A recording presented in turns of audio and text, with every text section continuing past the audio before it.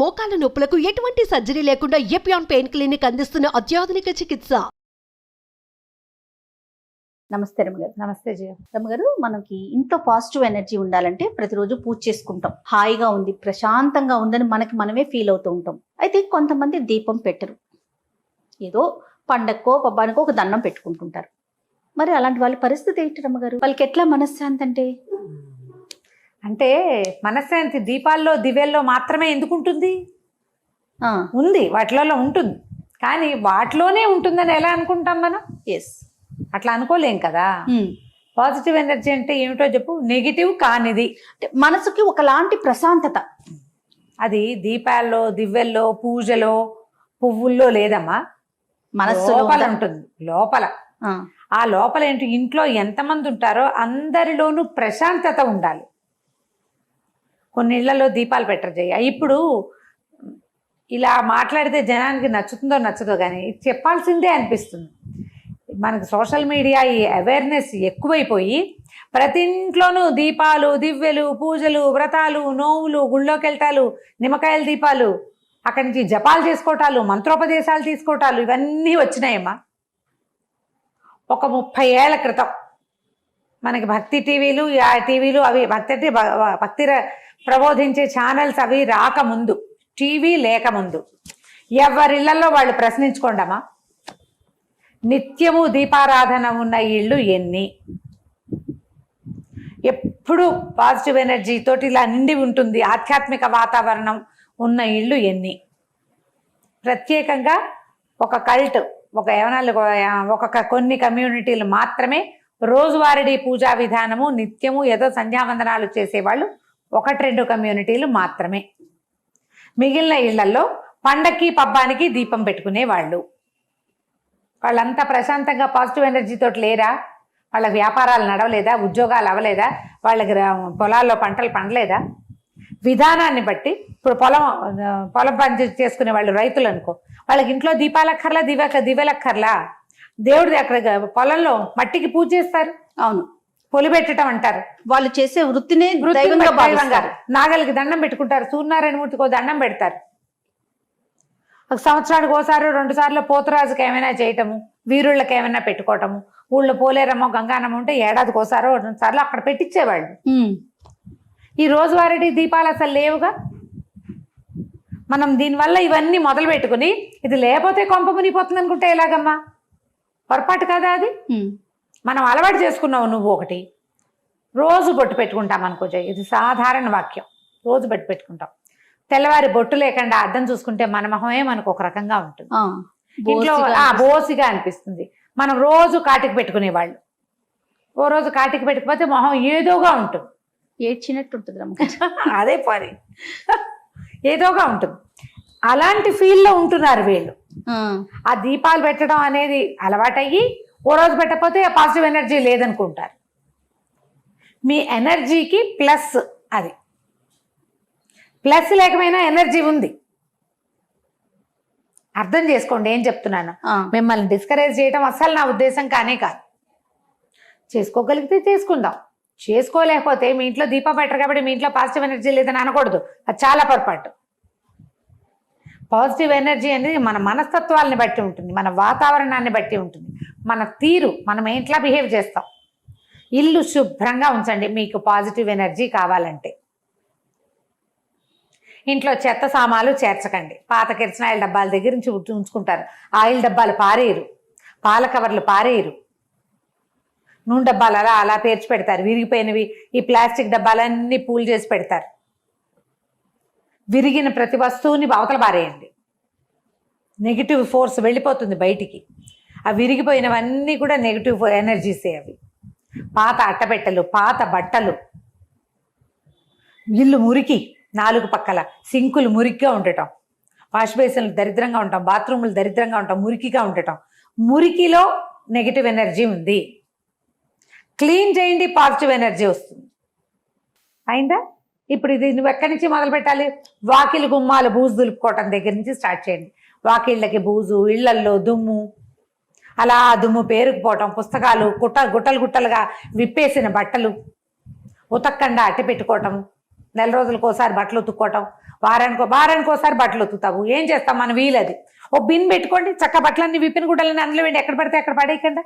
పుస్తకాలకు ఒక ర్యాక్ పెట్టుకోండి, లేదా 2 అట్టపెట్టి పెట్టి వాటిలలో పేర్చేసేయండి, వాటి మీద ఏదైనా చక్కగా కప్పేయండి, నీట్గా కనపడుతుంది. నెగిటివ్ ఫోర్స్ ఎట్లా డెవలప్ అవుతుందంటే, మన ఇంట్లోకి వచ్చాము ఒకళ్ళు, నేను మీ ఇంట్లోకి వచ్చాను అనుకో జయ, ఇల్లంతా ఎక్కడ వస్తువు అక్కడ ఉంటే, ఎంత చక్కగా ఉంది ఇల్లు, భలే క్లీన్ అండ్ టైడీగా ఉంది, ఇంకా ఉంటాయి రకరకాల మాటలు, మంచి ఏర్పాటుగా ఉంది ఇల్లు. ఒక పాజిటివ్ ఫోర్స్ నాలోంచి మీ ఇంట్లోకి వస్తుంది. అదే దబరాయిగా ఉందనుకో మీ ఇల్లు అని చెప్పాను, మా ఇల్లు చెప్తాను, నేను బయటకు వచ్చేస్తా, మగ పిల్లలు ఎక్కడ పడితే అక్కడ అన్ని పారేసి ఇంట్లోకి వెళ్ళగానే బాబో ఏమిటో నాయన ఈ మహాలోకం అనిపిస్తుంది. వెంటనే నాలో ఏర్పడిన నెగిటివ్ ఫోర్స్ ఇంట్లోకి వస్తుంది. అబ్బో వాళ్ళ ఇంటికి వెళ్ళాను సత్యం బాబు చూడలేక, ఆవిడ బాగానే మాట్లాడుతుంది కానీ వాళ్ళ ఇల్లు చూడలేము, వాళ్ళ ఇంట్లో మురికి దుమ్ము, ఎన్ని ప్లస్లైనా నెగిటివ్ ఫోర్సు ఇక్కడ మార్చుకోండి. అండ్ రెండో విషయం, ఇది నా ఫేవరెట్ విషయం అనమాట, కొట్లాడుకోవద్దు. ఎస్, మీరు 100 దీపాలు పెట్టినంత ఫలితం లభిస్తుంది. శుభ్రత ఇంటికే కాదండి, ముందు మనకు కూడా మనస్సుకి కొట్టుకు చావద్దు, ప్రతిదానికి వాదన తీయబోకండి, బూతులాడుకోవద్దు, పిల్లల్ని కొట్టద్దు తిట్టద్దు, మంచి మాటలతోటి చెప్పుకోండి, ఏదైనా చక్కటి సంగీతం వినండి, పాడుకోండి హాయిగా.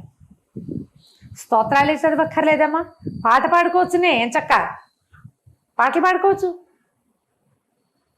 మరి అంటే అంటావా అలాంటి పాటలు నేను అనగానే వాటికి కూడా ఎనర్జీ ఉందమ్మా, గ్యారంటీ కాదు లేదని నేను అన్ను.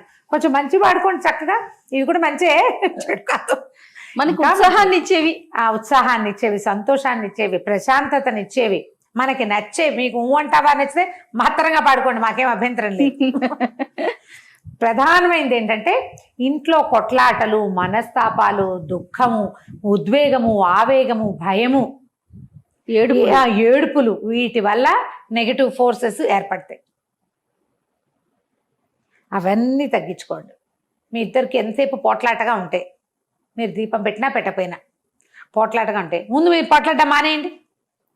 ఒంటి చేతి చప్పట్లు ఎంతసేపు మోగిస్తారు అవతల వాళ్ళు, ఏమన్నా సరే గింజలు తెచ్చినా మాట్లాడద్దు, ఏమవుతుందో చూద్దాం. మానేయండి పోట్లాడటం. ఓకే, ఓ 2-3 రోజుల తర్వాత మీకు ఇంట్లో ఏర్పడే ప్రశాంతత ఏమిటో మీకు అర్థమవుతుంది. అది పాజిటివ్ ఎనర్జీ అంటే.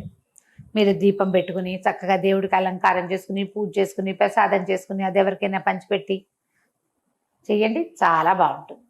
అవేవీ చేయలేరు, కనీసం ఇల్లు శుభ్రంగా ఉంచుకుని పట్టుకోకుండా ఉండండి, ఇది కూడా ఎంతో బాగుంటుంది. ట్రై చేసి చూడండి.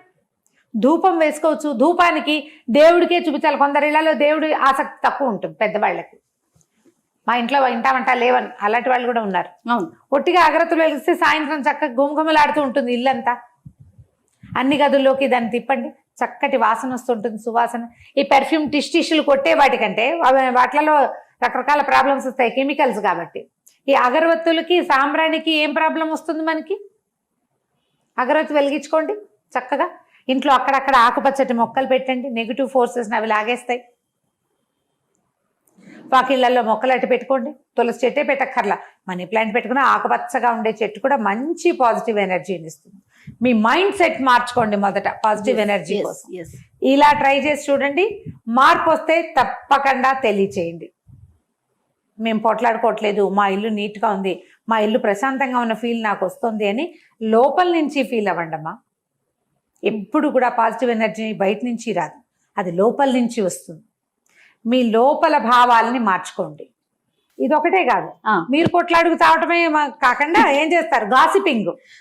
చుట్టాలు పక్కాలు వాళ్ళు ఏం కొనుక్కున్నారు, వీళ్ళు ఏం కొనుక్కున్నారు, వాళ్ళు ఏం కొట్టుకున్నారు, వాళ్ళ అమ్మాయి ఎక్కడికి వెళ్ళింది, వాళ్ళ అబ్బాయి ఎవరితో ఏం చేస్తున్నాడు, ఇదే పని ఇలా కాదు. గాసిపింగ్ మానేయండి, ఎంత పాజిటివ్ ఎనర్జీ వస్తుందో మీ ఇంట్లోకి. అవునవును, ఒకళ్ళ సంగతులు మనకొద్దు, అత్యవసరమైతే ఏదో మాట్లాడుకుంటాం. ఇంక ఇదే కార్యక్రమాల్లో ఉంటారు రమ్మగారు, కొంతమంది ఫోన్లు చేసుకుంటూ ఉంటారు. దాని బదులు ఏమైనా ఉపయోగపడే పనులు చేయండి అమ్మా. చక్కగా పుస్తకాలు చదువుకోండి, కృష్ణారామ అనుకోండి, మంచి మాట్లాడుకోండి, పుణ్యం వస్తుంది. చేత్తో ఏదైనా పనులు చేయండి, మీ శక్తిని వాటి మీద ఖర్చు పెట్టండి. అత్త కోడళ్ళ వ్యవహారాలు, అత్తగారులేమో కోడళ్ళ మీద గాసిపింగు, కోడళ్ళేమో అత్తగారుల మీద గాసిపింగు, అది కూడా ఎంత ఎనర్జీని లాగేస్తుందో. అవును, ఎప్పుడు మీ సబ్ కాన్షియస్ దాని మీదే ఉంటుంది. వీటిల్లో నుంచి బయటకు వచ్చేయండి. ఎలా ఇప్పుడు మార్పు తెచ్చుకుంటే లోపల నుంచి మైండ్ సెట్ కనుక మార్చుకుంటే మన ఇంట్లో ఉన్న సెట్ కూడా ఆటోమేటిక్ గా మారిపోతుంది. మారిపోతుంది. మీరు వేరే వేరే గాసిపింగ్ ఎవరి మీదో మాట్లాడితే మీ మీద ఎవరు మాట్లాడరా? మీరు కూడా దానికి దొరుకుతారు కదా. మీరు ఇతరులను అనకండి, మీరు ఇతరుల చేత అనిపించుకోకండి. రమగారు అలా మాట్లాడుకుంటూ ఉన్నా కూడా ఇంట్లో నెగిటివ్ ఎనర్జీ రన్ అవుతూనే ఉంటుంది కదా డెఫినెట్ రమగారు? గా ఇప్పుడు డెఫినెట్ గా మనం వేరే వాళ్ళ గురించి నెగిటివ్ గా మాట్లాడుకుంటూనే ఉంటాం ఎంతసేపు. అవును, మన ఇంట్లో అదే వాతావరణం ఉండదు. అదే ఉంటుందిగా, అదే ఉంటుంది కదా. అందుకని అలా మాట్లాడకుండా ఉండడానికే ట్రై చేయండి అమ్మా మాక్సిమం. హాయిగా నేను చెప్పాక కృష్ణారామ అనుకోండి, ఏ గోళ ఉండదు. నచ్చిన సంగీతం పెట్టుకుని పాటలు పాడుకోండి హాయిగా. రైట్. థ్యాంక్ యూ రమగారు. నమస్తే.